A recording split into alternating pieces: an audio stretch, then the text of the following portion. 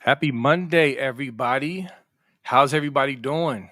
Good start to the week in this July off season. Hope everybody's doing good. Again, remember, right around the corner, we got the Big Ten Media Days in a couple weeks. And then we got the Big Ten Bus Tour. These are all little markers to let you know the season is just getting closer and closer. And we're definitely getting excited. Nevada, how you doing, brother, on this good Monday? I'm doing great, doing great. Picking up a little bit of intel, getting some little information, talking about stuff starting to kind of flow in right now. As we're kind of really at the height of kind of the spring workout type of thing. We're kind of getting an idea of kind of who the players are thinking, who the players are, and getting ready. I mean, the season is going to be upon us before we know it, and we're also going to have a Michigan decision here soon. I mean, we're at 30. I think 30 days today since Yep. the hearing. So, it literally could be any day. It could drop any day. I don't think it's going to be today or tomorrow. My prediction, gun to my head, would be 60 days from now. Mm. Um, but you know, who knows? I mean, it could come tomorrow, and we could have drop. It could come in the middle of the show. We could be talking, and we're like, hey, It's true. that we're on our. That could be one of my bold predictions, is that the Michigan stuff drops today. That would be bold. I think it'd be wrong, but it would be bold. Now that is a bold prediction, Cotton. Let's see if let's see if that yeah, that listen, it's so funny because um you're right. It literally can drop any moment now. I was reading somebody joking, they said the NCAA is going to drop the news 30 minutes before the Big Ten Media Day interview with Shrum Moore. Oh, that would be beautiful. I mean, That'd it's be so it's great. it's all on the table. It's all possible. So you're right. You got that. What is it called? The sword of Damocles or something? I forget the Yeah, myth. yeah, dangling Yeah, over the head. Yeah, just yeah, going just back and dangling. forth. Yeah. So they're up here to I, Michigan fan. which I wish it would go on for another year. I really do wish it would go on for another year. And I know people, like, oh no, I want the thing to handle and this and that. But no, I like the uncertainty hanging over the program, because you know the Joe fan can get out there and go, oh, it's not affecting recruiting, it's not affecting this, it's not affecting that. But I'm telling you, there's a lot of administrators at Michigan that are really, really uptight about this whole thing, and they just can't wait for it to be over, and they can't wait to start clearing the house. And this is going to give them the excuse to start clearing the house of it. Michigan, get rid of some of the bad actors, and I'm for me, it's going to make me sad to see that kind of going, because I like it circling around Michigan. But I am ready for them to finally get what's coming to them, and it's coming. So buckle up. Yeah, and real quick on that, man. I don't know if I've ever been so torn about something in my life, and I'm not exaggerating, because yeah, Nevada. On one end, I'm thinking like, man, the drip, drip, drip has been so fun. The angst and the coping and all that stuff from them is great. But on the flip side, oh my goodness, just hearing them run their mouths and posture and act like nothing's going to happen. Maybe some of them believe that. Maybe they do. But that right there is just like, oh my God, hammer cometh now. Now, like yesterday. It's like I can't take any more of this ridiculousness. But it's like, it's just, I'm pulled back and forth because you're right. Seeing them squirm for so long has definitely been a pleasure, but man, I go back and forth because there's no more, there's not a more obnoxious fan base on the planet than Michigan fans. No, Um, they're vile. I mean, they're yeah, vile. These are really, they're vile people. And it's funny. I never used to feel that way about Michigan. I mean, I really actually had a decent respect for Michigan, as a program, as an institution, as a team, as a fan base. Didn't like them, but I this thing has definitely propelled me to a like, I hate them. I mean, I hate them, and I hate what they stand for, and I hate their arrogance. And I couldn't be happier that they're going to get their comeuppance, and right soon. And yeah, it couldn't happen to a better group of folks. yep, and that's kind of it right there. It's like I've always hated them, like just deep in my soul, from the '90s, from the John Cooper era. And me being here in Columbus and dealing with so many contrarian hometown hater fans, that's where my hate really came from. Is the combination of the '90s and way too many Michigan fans here in Columbus. Now those Michigan fans disappeared and were really hiding under rocks during the Trustwell and Urban Meyer era, but during the '90s and the Cooper era, they were out like just everywhere, and now they're back out again. And so this scandal definitely took it to a whole other level, which I didn't think it was possible. And so, yeah, I don't think I'm going to celebrate anything more grand outside of, you know, wedding, kids being born, and then scum getting hammered.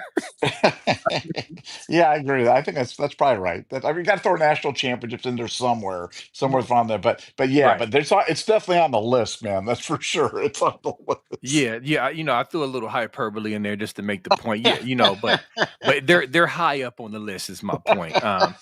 So, but yeah. So yeah, that's great. We got season upcoming quickly, and the hammer is dangling in the air. So great stuff. So we're going to talk about the season. We're going to talk about our 7 bold predictions. And I got some in the bag. We have not talked. Me and Nevada have not shared notes. We have not talked. Now I'm hoping we don't duplicate something, but that's always a chance when you don't share notes. But I'm very excited to see what he has, and vice versa. But yeah, let's go ahead and get started. You want Well, to go back and forth?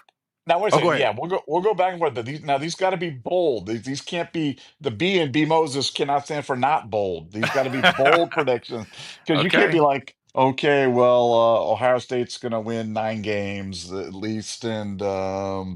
and you know, Sonny Styles is going to be very athletic or something like that. You got to be bold with these bold predictions because this kind of inspired me because Helping Technician came out with his list of 7 bold predictions. I thought some of that stuff was pretty bold. I mean, that was some of it got a lot. It stirred up a lot of controversy, a lot of discussion on the board. And in fact, I stole one of his because one of his that was so good that I'm actually going to start with my number 7, but will be one of Helping Technician saying Max Clare's going to catch 100 passes Ooh. this year.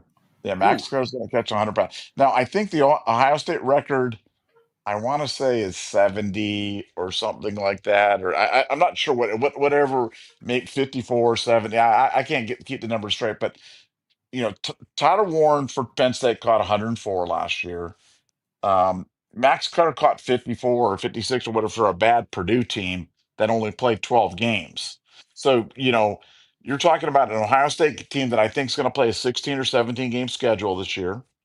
And um, you've got Julian Sand, who the young quarterback, and you've got as good as JJ Smith is, as good the other wide receivers are.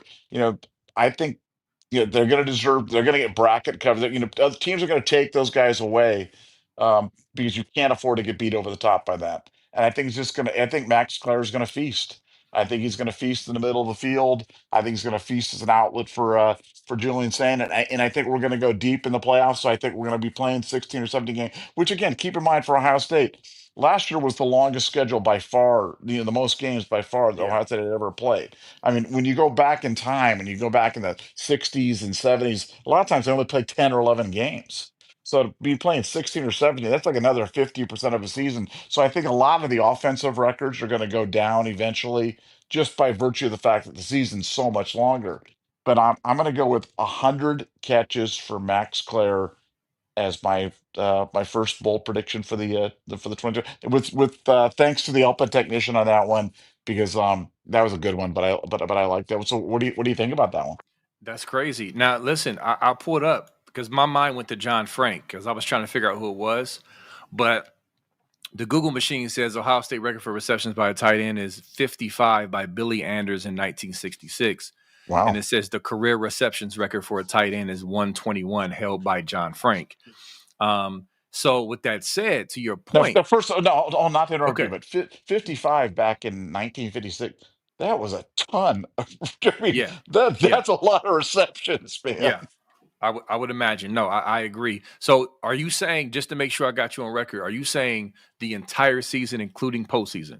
Correct. The Okay. entire season, including Okay. postseason. Yes. Okay. I think that is absolutely bold. I will go get a Nevada is the GOAT shirt printed up and rock that joint like every Tuesday of the week or something. That's crazy. If that happens. But I will say this. I don't think that's gonna happen.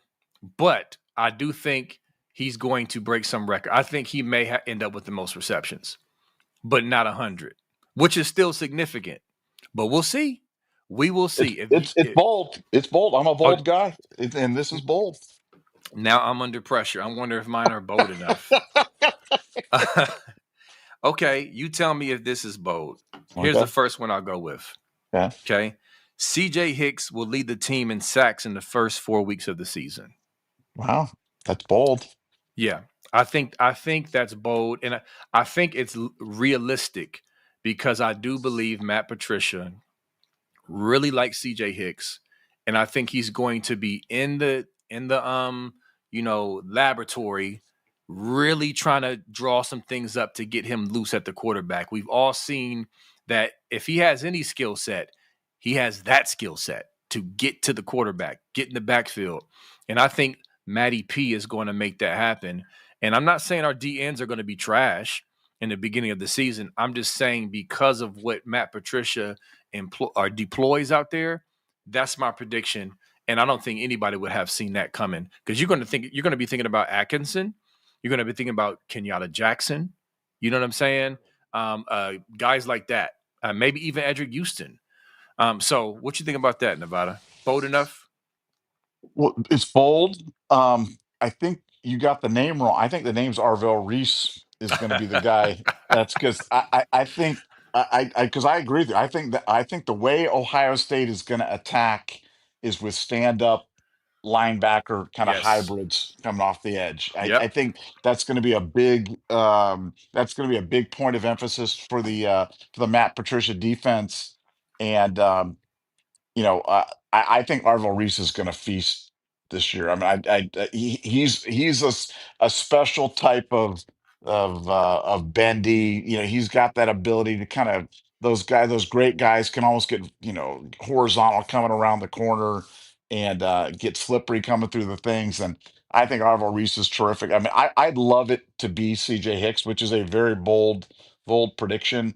And I hope it is because we need to get some production out of that guy. You're talking about Yeah. a 5-star kid who just I've watched him play since he was in high school. I watched him play tons of 7-on-7 games.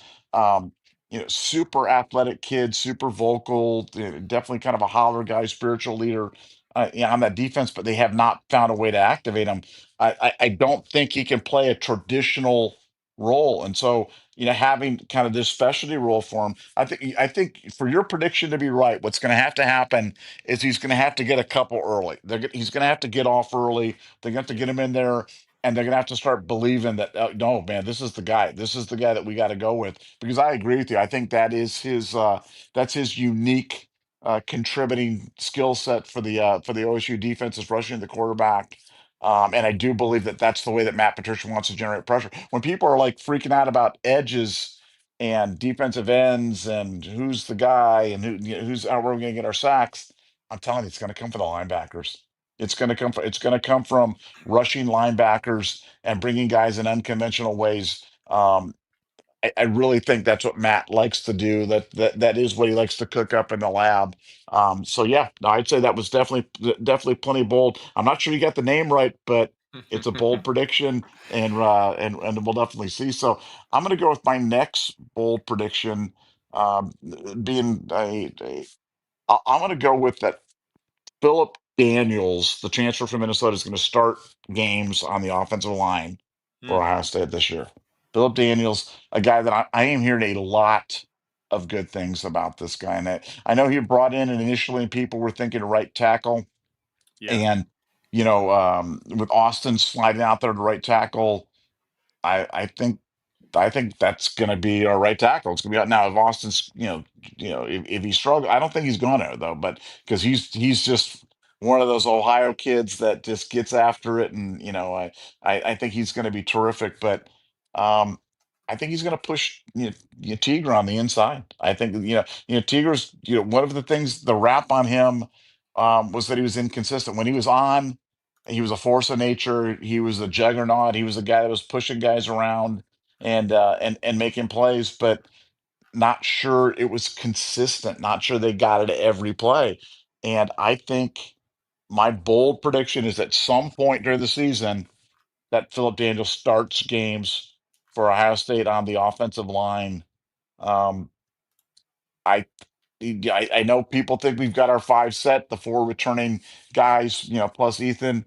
But I think Phillips going to push his way into the starting lineup at some point on the offensive line. And I'm not sure that's a bad thing. I think it's a net positive for Ohio State to have a young guy coming in there making plays, pushing for playing time. Got a lot of dudes on the offensive line, but Philip Daniels. Um, what do you think about that? Bold enough for you there? Yes, I do think that's bold, because he would have to. Yeah, that's gonna. It's bold, and it's also it makes you think because you said most people projected him as a right tackle, but would he come in? Because I know he could play guard as well. He can play guard. So is if he does start games, is it going to be to replace Tegra, who has struggled in the past?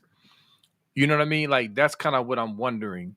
But that's definitely bold, and so and nobody's talking about Philip Daniels, right?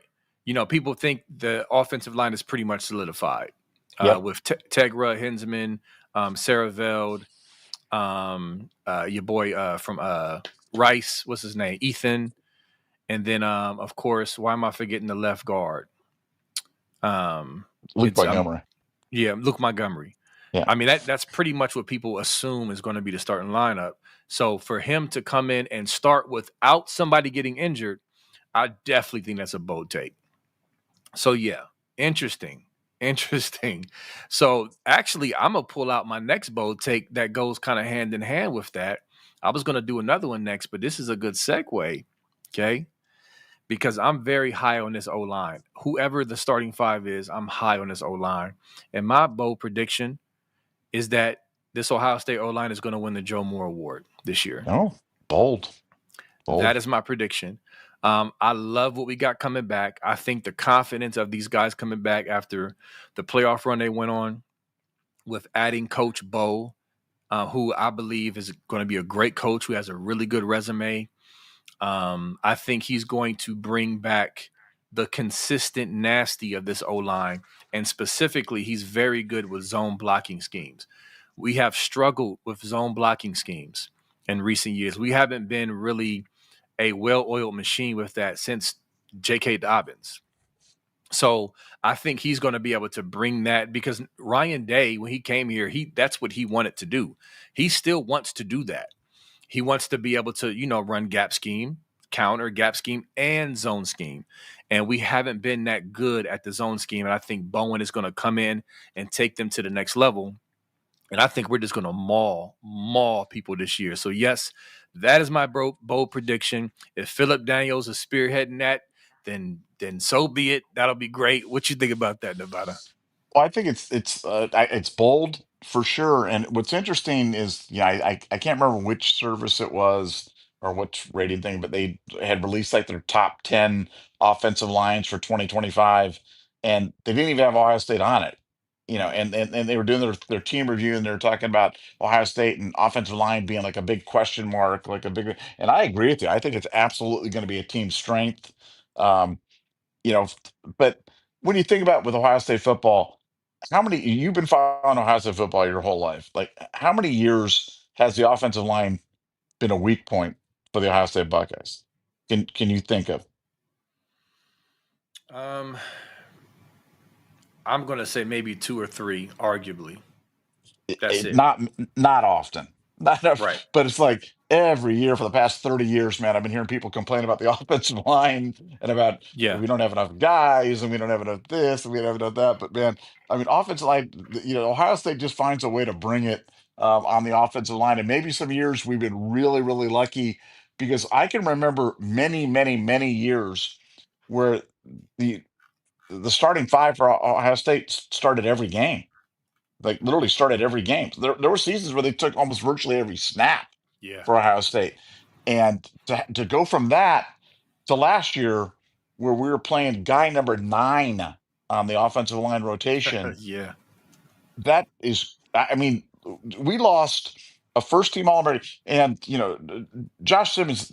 They're now like they're comparing him to like Trent Williams, and I mean, like Josh Simmons is getting like rave reviews. Yeah. That's how good he was. You Seth McLaughlin goes and wins the Remington. Zen came in and started, and then we have to go to guy number 9, and we win the national championship in a year where we lost 3 starters off of the offensive line. That's just crazy. But yeah, to come back, to win the Joe Moore, to get that recognition, definitely bold. If we do that, then we're gonna be we're gonna be in good shape.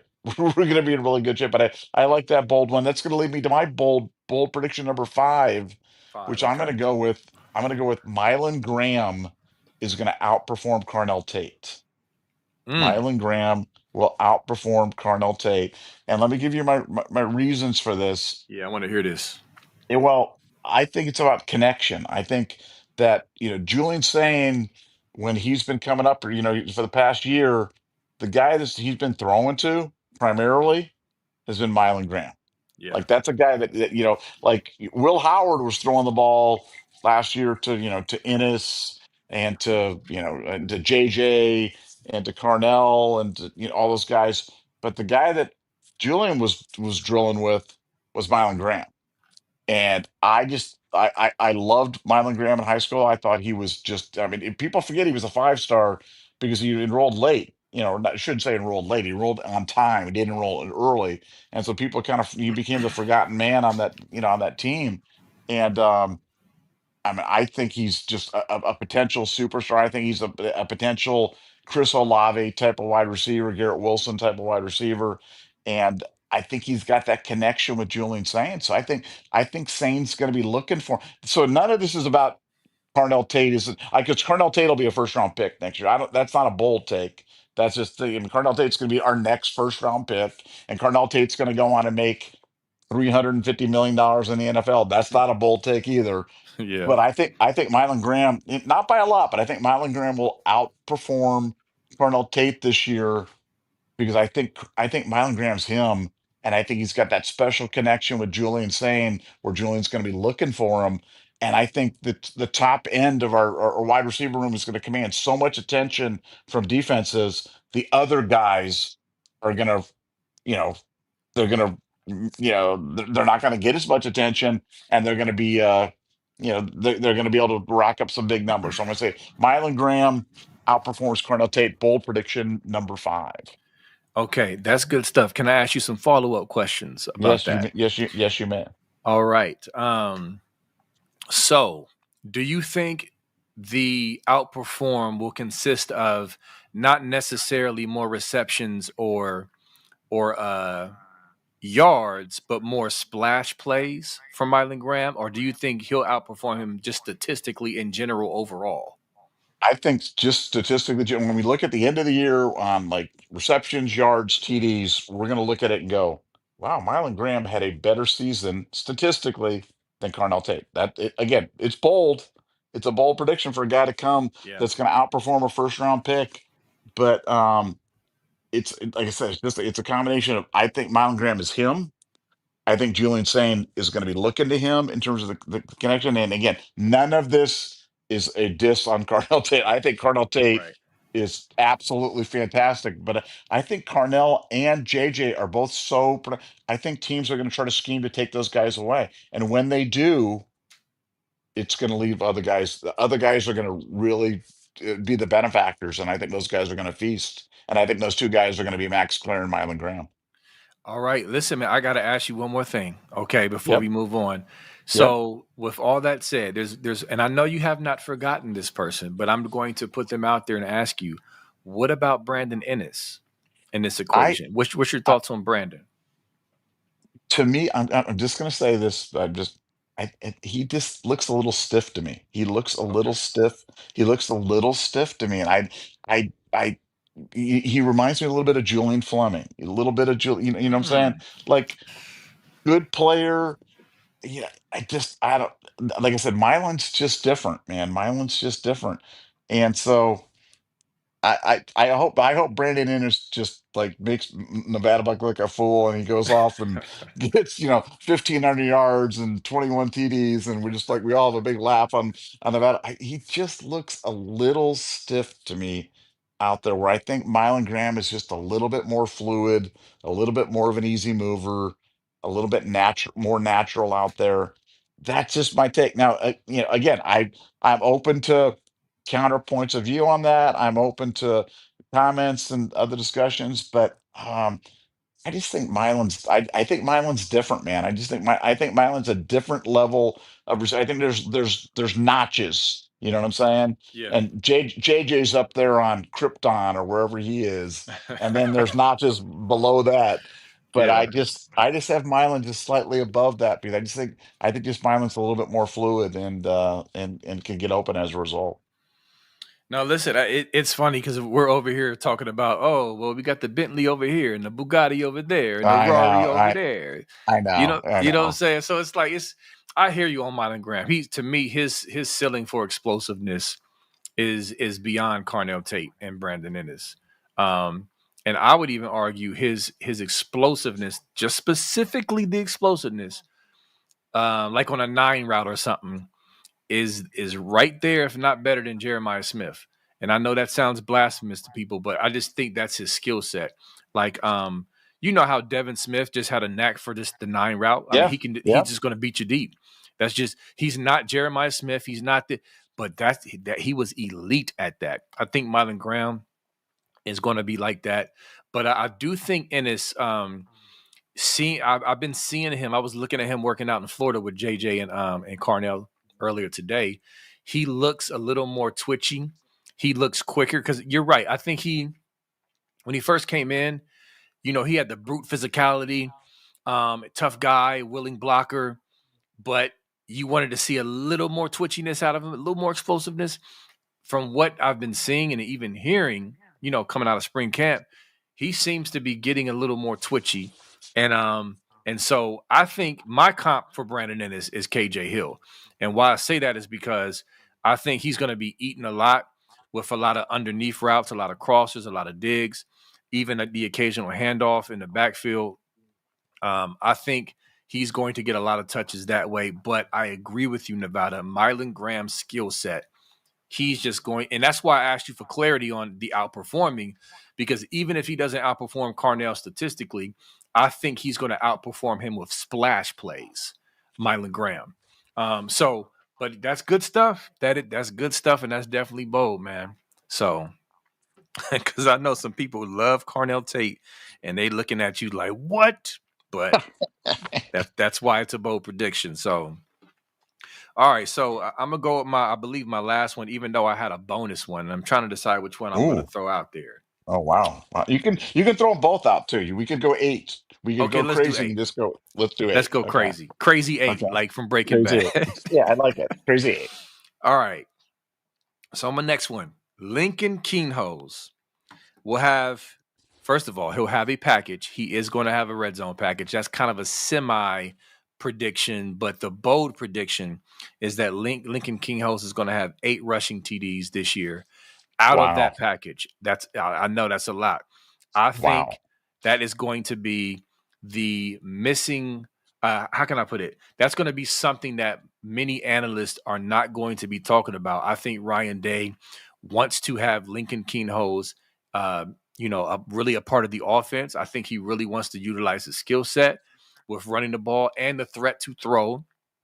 That'll keep him engaged. He knows it's a long season. It takes pressure off of Sayan having to, run like Will Howard did, especially in tight quarters. That is my bold prediction, people. Lincoln, 8 rushing TDs in the red zone. I love it. Let's do it. Wow. I mean that is that's a bold prediction and it I won't say it runs counter to my number one bold prediction, but Mm, it could kind of eat away from my number one bold prediction. But I'm gonna go with my number one bold prediction drum roll. being Julian Sain and JJ Smith are both invited to the Heisman ceremony Ooh. in December.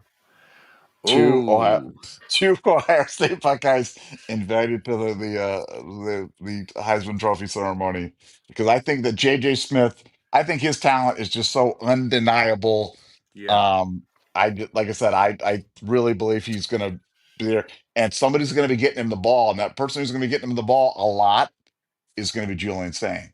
And I think that even though those two things kind of eat away from, and Lincoln could be nibbling away at some of those rushing TDs and doing Yeah. that stuff, I think Julian Sain is going to have a really really big year.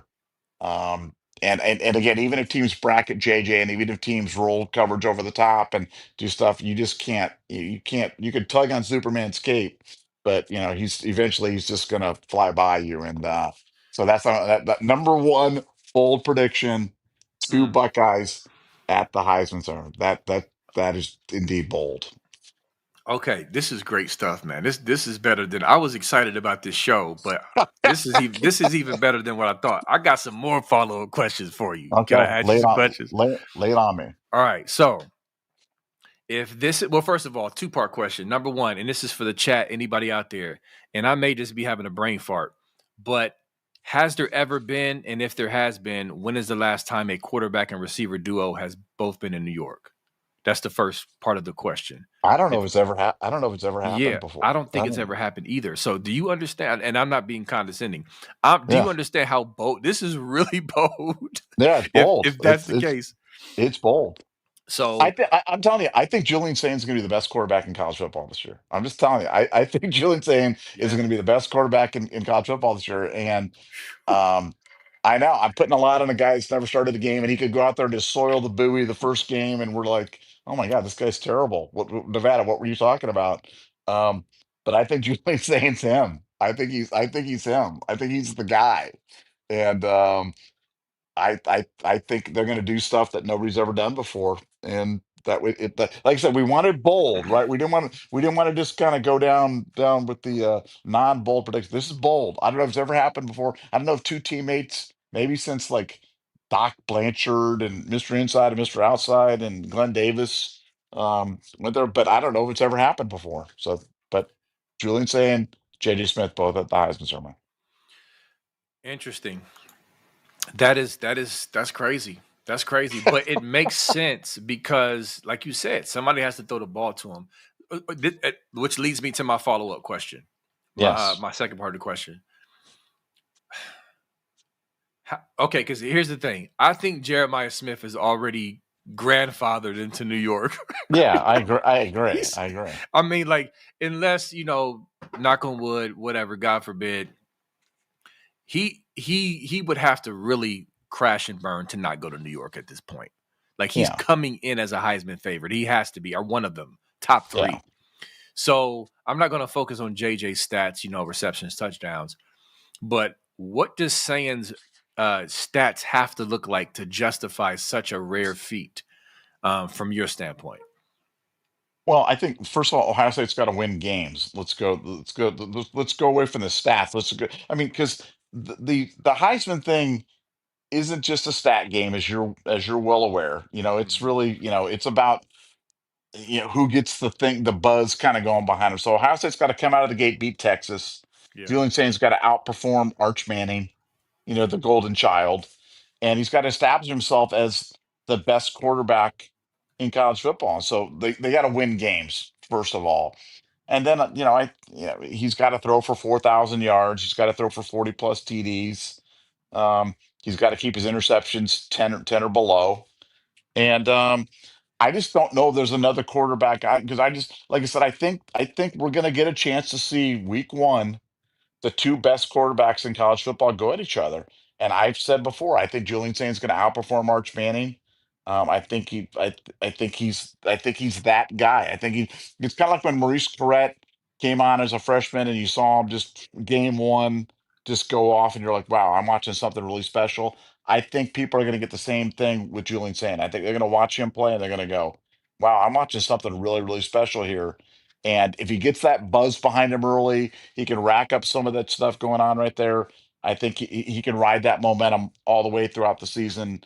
And I get it because you always know there's going to be an Austin Genty or some guy from some other Right. school that's putting up numbers or whatever it is. But if I have a chance between, he's got a chance to go against Arch Manning and then Drew. I'm asked my dude Aller later on in the season, so he's going to play both guys.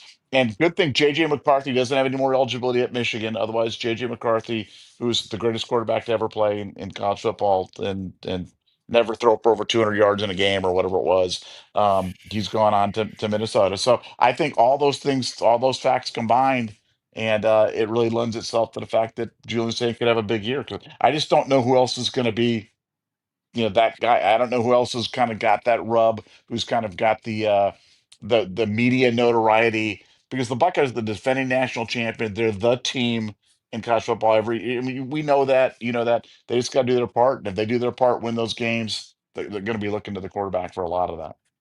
Well, didn't you hear?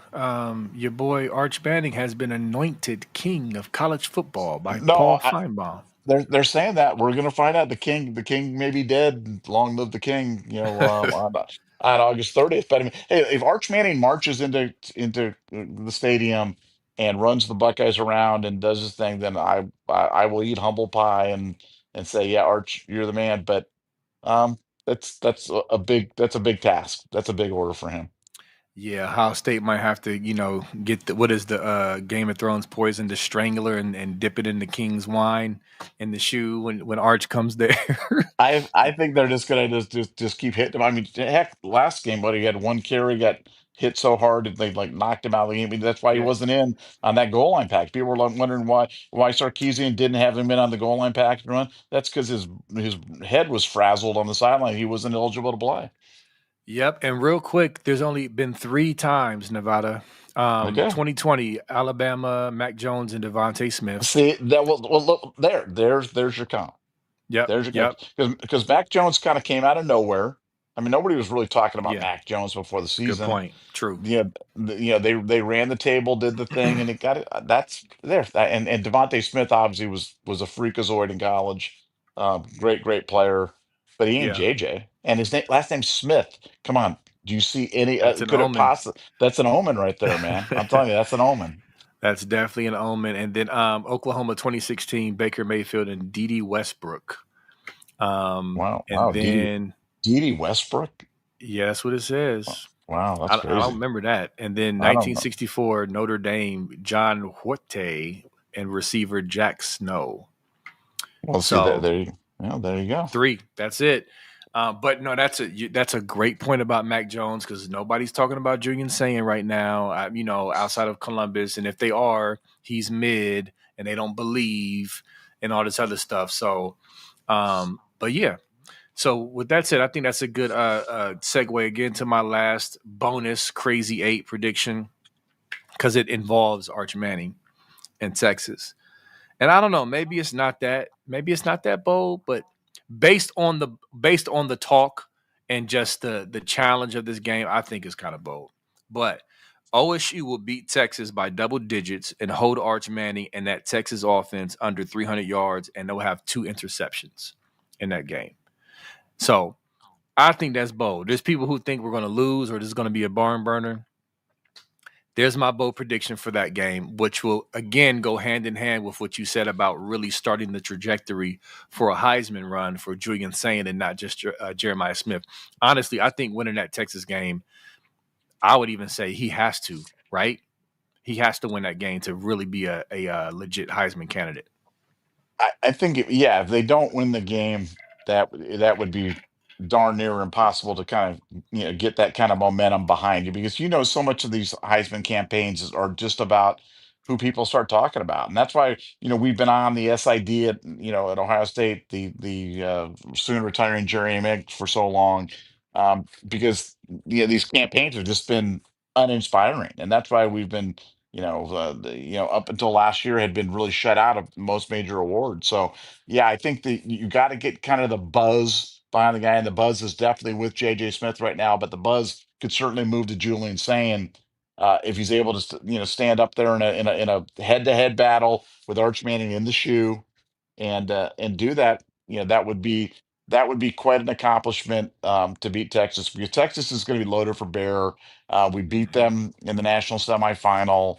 Um, that's something that's been been stewing with those guys the entire offseason. They want nothing more than to return the favor in the horseshoe in August. But that would definitely be a great way to start. But I think that's the way it is going to start. So I think your prediction is bold but achievable, Yeah. and and really leaning, that the result, that result's going to lean on JJ. It's going to lean on Julian Sand, and it's going to lean on Matt Patricia to kind of have some stuff cooked up for Arch Manning and for the Texas offense. And I think all those things are certainly achievable. Yeah, definitely. And then real quick, I want to ask you and everybody, because I think the big thing I keep hearing rival fan bases, in their doubt, the core of their doubt is how much we lost to the draft and to, just, being a senior. But Texas lost a lot, y'all. Like Nevada, like they lost a lot. So there's that. Why is that ever? That's my first question. Why is that never talked about in comparison to Ohio State? And then two, Arch Manning, the two starts he had was, I think, was one was UTEP and the other one was like another low level team. He's never started in a game like this. This is literally going to be the biggest game of his life. And in a pressure packed week one situation, I mean, I just I don't get it. A part of me is like it's irritating because it just doesn't make sense to not kind of like have that balance to compare. But on the flip side, I kind of love it because I want Nevada. I'm not Nevada. I want Julian to go in flying under the radar, being doubted, and Arch being anointed, and all the other stuff. I like that, but it's still kind of like Texas lost a lot to the draft. What you think about that, Nevada? Well, yeah, I was just looking Sorry. up on the Google machine, and they lost 12 guys. I mean, Yes. they had 12 guys drafted. I mean, we had 14, which the difference between 14 and 12, it's not like we had 14 and they had four, or we had 14 and they had two. They had 12 guys. They lost 12 drafted players. So I Yeah. agree with you. I think the losses on the Ohio State side relative to the Texas side are very, very similar. Similar key spots. They lost both their tackles, which were guys, they're kind of their bookends. Lost a really good. They lost most all their wide receivers. Yeah. So I think for Ohio State, to me, it begins and ends with this. Said this before in the show, but we have the best offensive player in college football in JJ Smith, and we have the best defensive player in college football in Caleb Downs. So I'll go into any game, anytime, and you've coached youth league, you played football yourself, and if you've got the best offensive player and you've got the best defensive player and you're playing at home, and I mean, I like our chances in that situation. I mean, if Texas comes in and beats us after all that, then I'll tip my head. But I am certainly going to acknowledge the fact that we lost a ton. And we lost a ton of guys. We lost a ton of experience. We lost a ton of war daddies and a lot of guys that have carried us. Um, I worry about the fact that this team doesn't have a lot of veteran leadership on it. You've got Caleb Downs, you've got Sonny Styles on the defensive side, but on the offensive side, lacking a little bit of leadership. And I do think that stuff matters. I thought last year's team, had four captains. They could have had 12. They Yeah. had that many the guys that were just obvious leaders, and so that's a something to me. But to your point, 100% spot on. Texas lost a lot too. Texas lost a lot of leadership. Texas lost a lot of guys. Texas lost a lot of war daddies. So I think they're similarly afflicted. And I think they're gonna, it's gonna really come down to how well can our new coordinators do. I mean, the one thing Texas didn't do, they didn't lose their offensive coordinator and their defensive coordinator. We lost both those. Yeah. How good is Matt Patricia? How good is Brian Hartline in his first game? Also coaching wide receivers, first real game coach. How much will Ryan Day, how much impact will he have on that? I think those are exciting questions, but I really do think I think our talent is going to prevail, and I think you know I think Julian Saint's way better than people know. I mean, again, to the degree that a player who won the Elite 11, was a 5-star, and the number one quarterback in the country can fly under the radar. I Yeah, think Julian Saint's flying under the radar, but man, he is really really good. I mean, if you like Southern California quarterbacks, and I'm biased. I'm from Southern California. Um, I think it's the home of the great quarterbacks, but he's that guy. I mean, yeah, whatever you think of those Southern California quarterbacks coming out, all those guys that used to go to USC, and the Matt Leinerts and I mean, just Mark yeah. They got some Sanchez. I mean, dogs. they got some Yeah, dogs, man. Those guys just know how to play quarterback. But Julian Sain knows how to play the position. He's got the weapons and he knows how to use them. So I think we're going to be fine. yeah. I agree. And listen, I'm already excited about Julian saying on my own, but Nevada, when you talk about saying, it just gets me even more juiced up.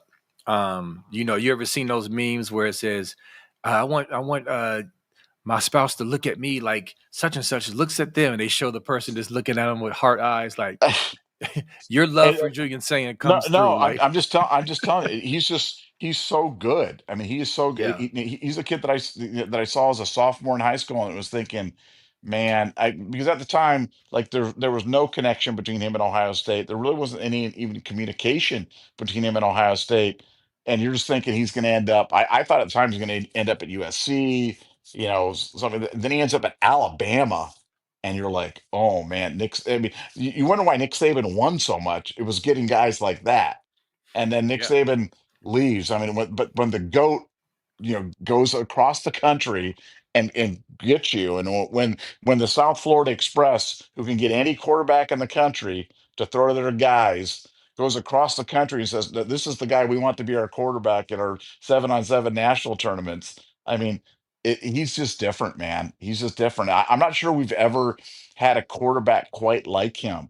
I'm not saying he's gonna be the best quarterback of all time at Ohio State, this, that, yeah, but he's just different. He is a pure passing quarterback that can also run.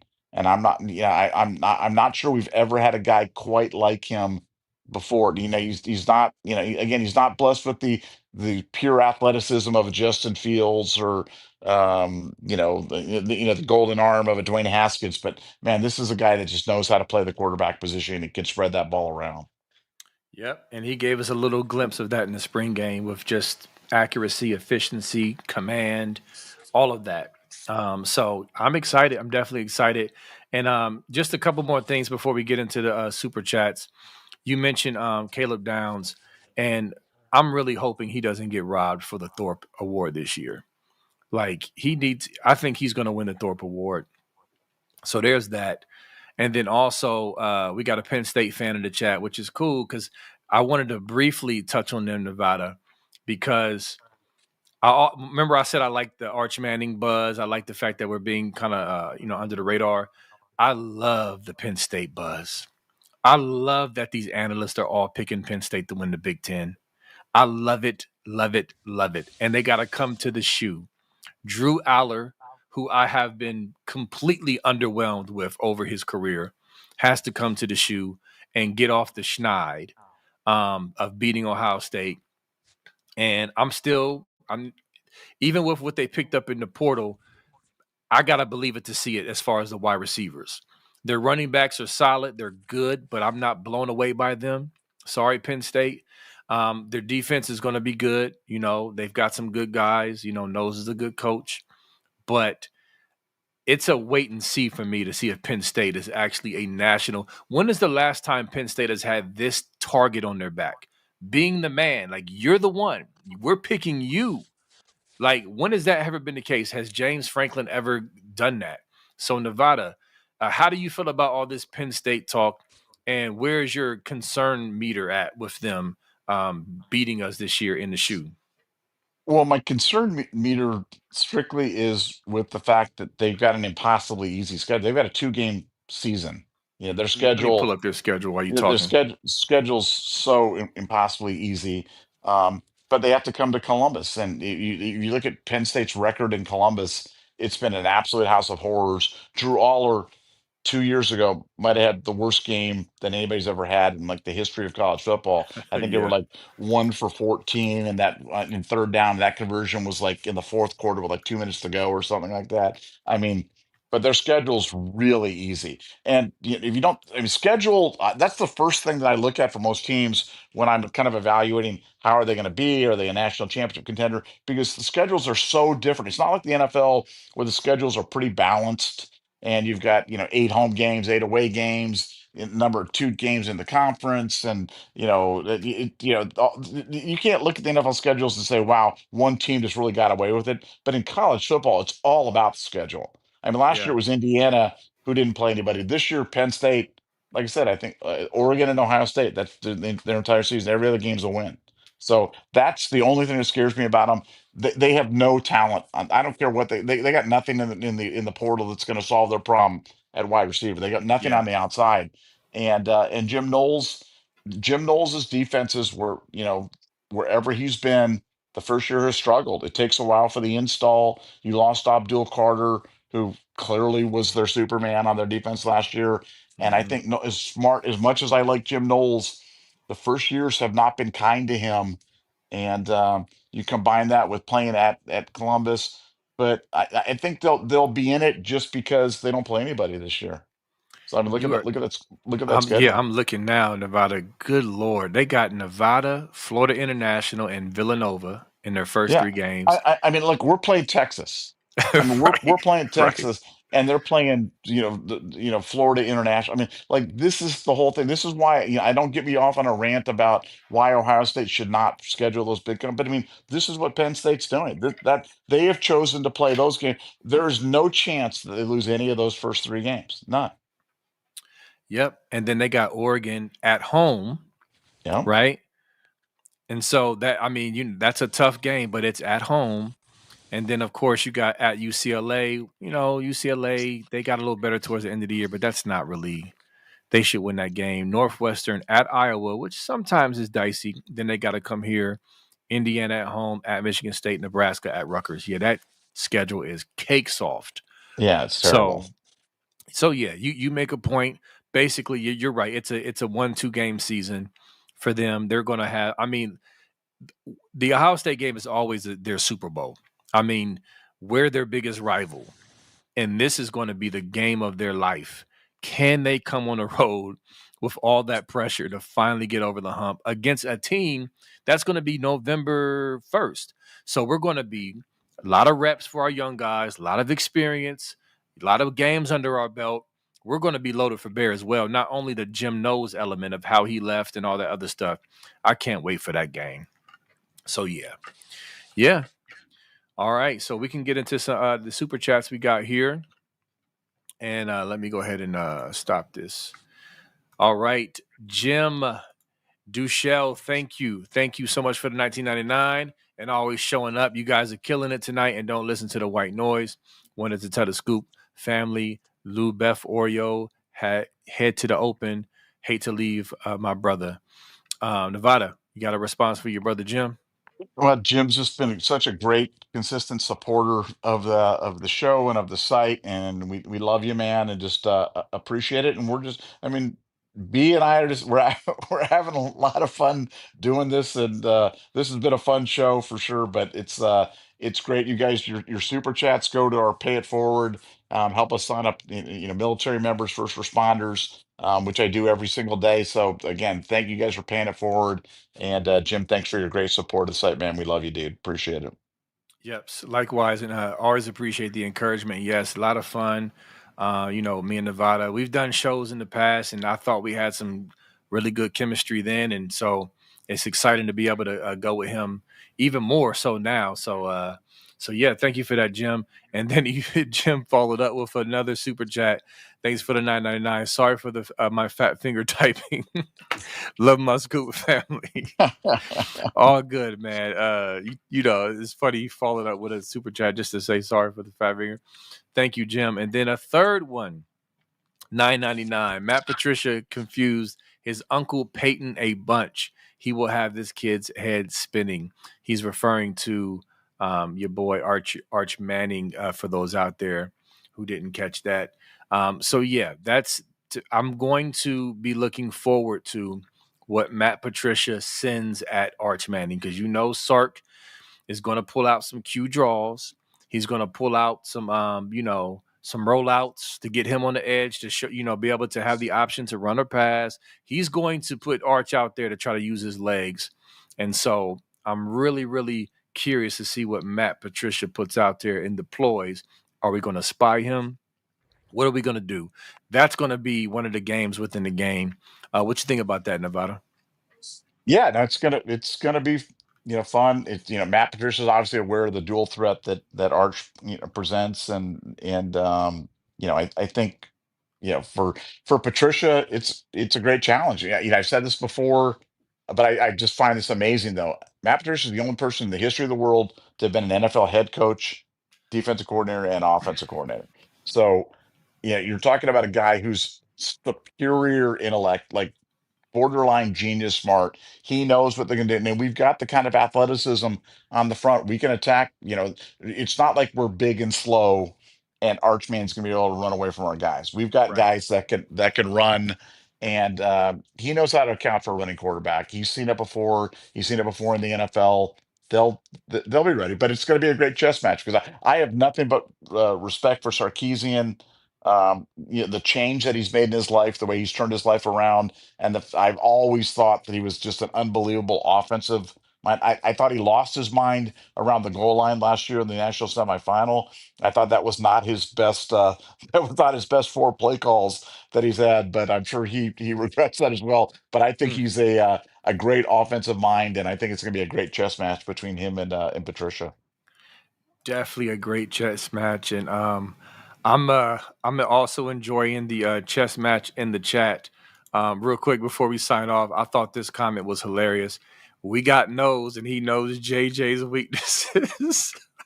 Yeah, yeah. Okay, Oh if you my. say so, buddy. The weaknesses. That's hilarious to me. Yeah, I can't wait. I can't wait for college football. We're right around the corner, y'all, and I'm just super excited.